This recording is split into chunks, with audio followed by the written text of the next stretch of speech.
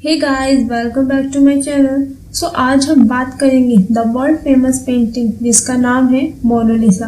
आप में से बहुत से लोगों ने इसका नाम सुना होगा, पर क्या आप लोग जानते हैं कि मोनालिसा कौन थी और किसने इसकी पेंटिंग बनाई, और बनाई तो क्यों बनाई, और ये इतनी फेमस क्यों है, क्यों दुनिया भर के लोग इसको देखने की इच्छा रखते हैं। तो फ्रेंड्स, इसके कई सारे रीजन हैं। ये जो पेंटिंग है मोनालिसा, इसको लियोनार्डो दा विंची ने बनाया था।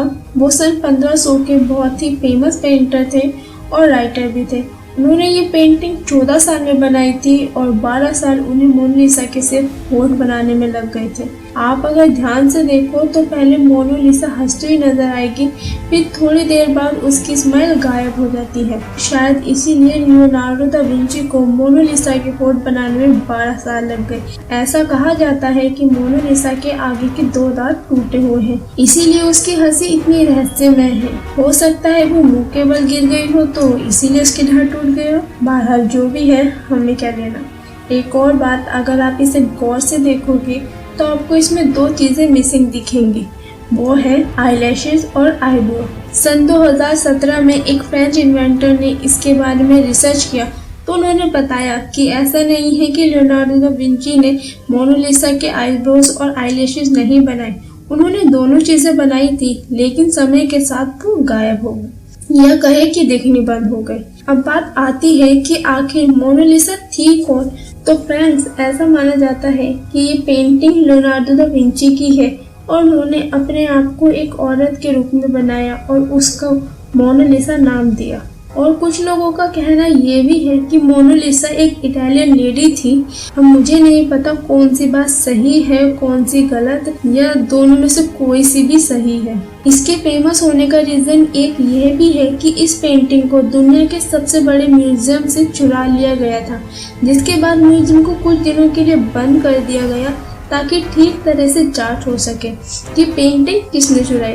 इस पेंटिंग को चुराने का इल्जाम पिकासो पर लगाया गया, पर बाद में वो इल्जाम उनसे हटा दिया। एक्चुअल में पेंटिंग को इटली के विंसेंजो पेरुगिया ने चुराया था, क्योंकि उसका मानना था कि ये पेंटिंग उसके देश की अमानत है और इसे वहीं के म्यूजियम में होना चाहिए, ना कि यहाँ। कुछ समय बाद जब वो पेंटिंग अपने देश लाया तो वहाँ उसे पकड़ लिया गया और 6 महीने की सजा हुई। दोस्तों, ये जो पेंटिंग है आपको देखने में काफी बड़ी लगती होगी, लेकिन ये बहुत छोटी है। इसका साइज 30 बाय 21 इंच है और इसकी एक जुड़वा पेंटिंग भी है जो हाल ही में $3.4 मिलियन में बेची गई, मतलब 25 करोड़ रुपए। और रियल पेंटिंग का प्राइस है 5000 करोड़।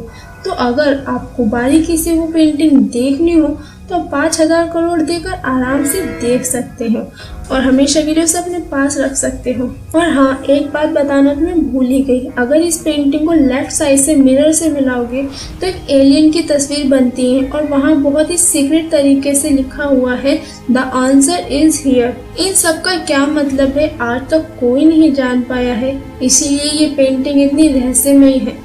तो ये थी मोनालिसा की रहस्यमय बातें, लेकिन एक बात जो मैं अब आपको बताऊंगी उसको सुनकर आप बहुत हैरान हो जाओगे। जैसा कि आप सब जानते हैं कि मोनालिसा एक बहुत ही सुंदर पेंटिंग है और काफी लोग उसको पसंद करते हैं, लेकिन कुछ लोग मोनालिसा के लिए इतने दीवाने हैं कि उसके नाम के लव लेटर लिखते हैं। कैन यू इमेजिन, लोग पेंटिंग को लव लेटर लिखते हैं। और कहा तो ये भी जाता है कि एक शख्स ने तो मोनालिसा के लिए सुसाइड भी कर लिया था। तो ये तो मेरे हिसाब से पागलपंती हो। तो बस मोनालिसा की कहानी यहीं पर खत्म होती है। उम्मीद करती हूँ आपको ये जानकारी पसंद आई होगी, और इन सब में आपको सबसे मजेदार बात कौन सी लगी मुझे कमेंट करके जरूर बताना। अगर आपने चैनल सब्सक्राइब नहीं किया है तो कर लीजिए और साथ ही साथ नोटिफिकेशन बेल ज़रूर दबा देना, क्योंकि यहाँ आपको हमेशा इंटरेस्टिंग और नॉलेजेबल वीडियोस मिलते रहेंगे। तो आपसे फिर मिलते हैं किसी नए इंटरेस्टिंग टॉपिक के साथ। तब तक के लिए bye bye and take care.